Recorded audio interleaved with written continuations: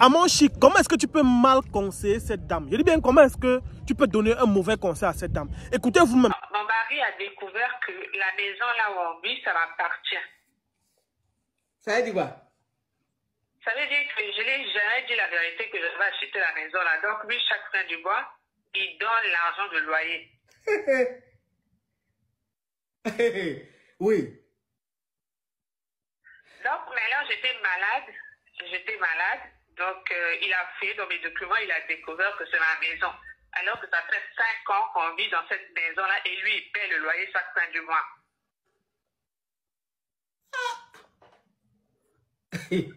Mais là, donc ça veut dire que la maison, tu as acheté la maison quand tu n'étais pas encore avec lui, c'est ça? J'étais avec lui, ma coach, mais j'ai acheté ça en cachette toute seule. Ah, d'accord. Tu as acheté ça en cachette. Mais vous n'êtes pas mariés?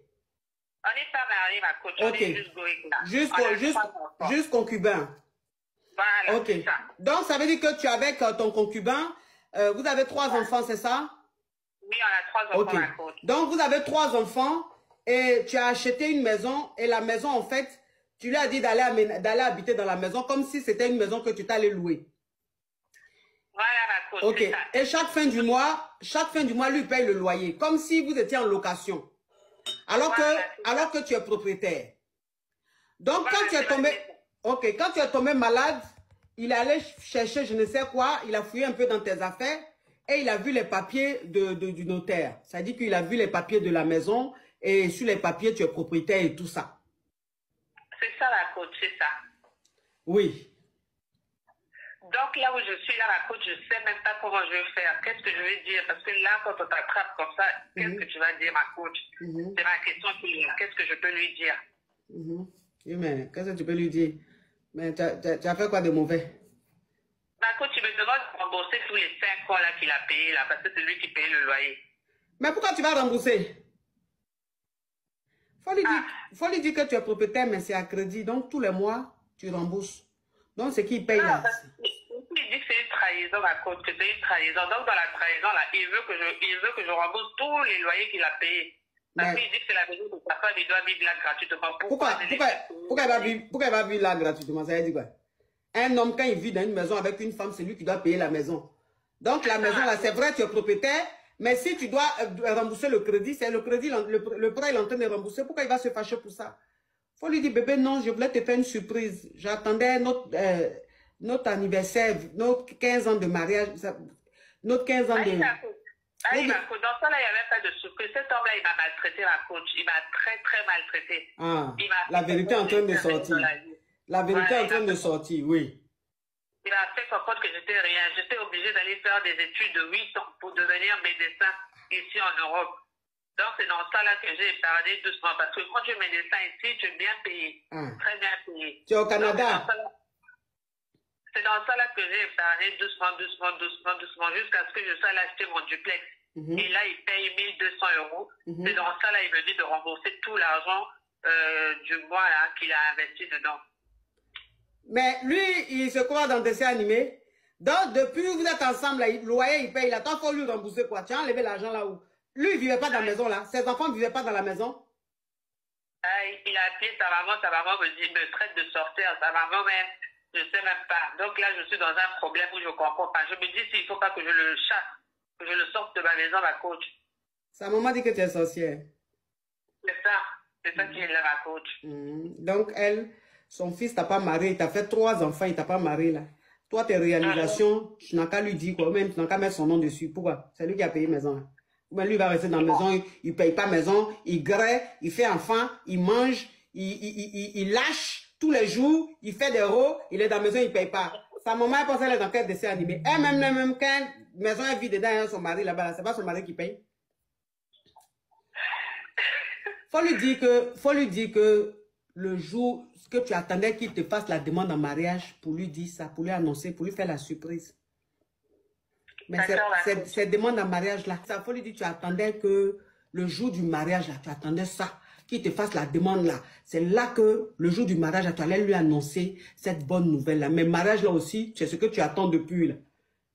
Depuis là, jusqu'à 3 enfants, il ne fait pas de demande de mariage. Donc tu attendais juste le moment. Maintenant, s'il n'est pas content, il n'a qu'à partir. C'est ça la coach. Ah, En tout cas, si n'est pas content, il n'a qu'à partir. J'ai mis les conseils en pratique, franchement. Oui. Je suis bien. Je suis fière de toi. Ça, ce côté-là, je vois que tu es vraiment une caviar, une élève caviar. Ce côté-là, je bravo. Même là, j'ai bloqué mon nez là, pour ne pas qu'on me reconnaisse. Oui, pour ne pas qu'on te... Oui, je vois que tu nasis. Oui. En tout cas, je suis fière de toi. Tu es une bonne élève. Bravo. Merci beaucoup, coach. Un bisou. Un bisou, oui. Regardez-moi celui-là. Donc, ça veut dire qu'on n'a qu'à lui dire que la maison, là, c'est cadeau, quoi. Genre, on est propriétaire, tu dors dans la maison, tu fais rien. Tu n'as pas payé, tu te crois dans quel dessin animé? Salut à tous, c'est Hans, bienvenue dans cette nouvelle vidéo. Encore une fois de plus, on se retrouve pour échanger, parler d'un sujet qui de près ou de loin concerne notre communauté. Ici, on parle de ce qu'on a vu, on a entendu, si possible, on a toujours un peu notre avis. Alors, concernant le sujet évoqué chez Amon, la dame dit que voilà, elle est avec un homme avec qui ils ont 3 enfants. Parce que quand tu as déjà un certain nombre d'enfants avec un homme, c'est déjà le mariage. Donc le fait qu'elle dit que c'est son conjoint, en fait, ils ne sont pas officiellement mariés. Puis il faut préciser qu'au Canada, il y a la possibilité de partir avec ton partenaire en tant que conjoint de fait. Donc au Canada, on reconnaît le fait que vous pouvez faire le concubinage. Et le fait d'être conjoint, ça permet aussi de vous protéger sur beaucoup de situations. Parce qu'une femme avec qui tu es marié officiellement, en Europe, avec les lois des Blancs, là, il y a beaucoup de trucs là-dedans. Donc du coup, elle dit que elle a son conjoint, son mari, qui est son mari entre guillemets, ils ont 3 enfants. Ça veut dire que ce n'est pas la blague, c'est pas comme c'est un enfant qu'on va dire que ça peut se gâter. Vous êtes déjà 3 enfants, donc c'est une famille. Maintenant, le monsieur se rend compte que la dame a acheté, la maison dans laquelle ils vivent. C'est bien pour un homme de savoir que tu es avec une femme de valeur. Femme de valeur, c'est une femme qui ne dépense pas l'argent à tort et à travers. Femme de valeur, c'est une femme que tu sais que non, elle a ses économies dedans où il y a un problème, elle peut me soutenir. Femme de valeur, c'est une femme que tu sais que non, voilà, c'est bien pour un homme de savoir tout ça vis-à-vis d'une femme. Mais alors, venir acheter la maison dans laquelle vous vivez, c'est un geste très mal interprété par l'homme. Ce que cette dernière aurait dû faire, aller acheter une maison ailleurs. Je ne sais pas si on se comprend. Elle aurait dû chercher une maison ailleurs, acheter et faire la sous-location et percevoir l'argent et garder. Là, c'est son projet personnel. Parce qu'il est bien vrai qu'être en couple n'exclut pas que tu puisses avoir tes projets personnels. Mais même quand on dit couple, on dit relation.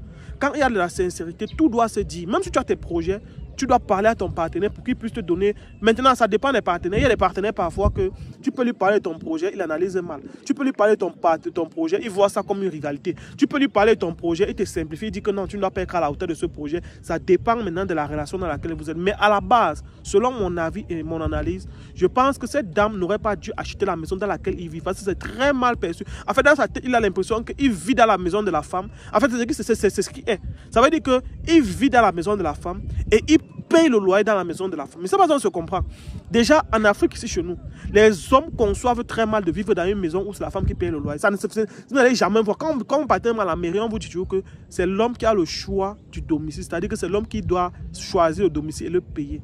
Maintenant, tu es une femme, tu as ton argent, tu veux investir. Va acheter une maison ailleurs, tu sous-loues. Si c'est bien, tu dis à ton mari que voilà l'investissement que j'ai fait. Tu penses quoi? Mais venir acheter la maison où toi et ton mari, c'est un acte qui est peut-être bien fait. Peut-être tu penses que c'est bien fait par toi, mais un acte qui cache beaucoup de mauvaises intentions. Et ce qui m'énerve, c'est qu'Amon Ching ne peut pas lui dire la vérité. Parce qu'Amon Ching lui a dit que oui, voilà.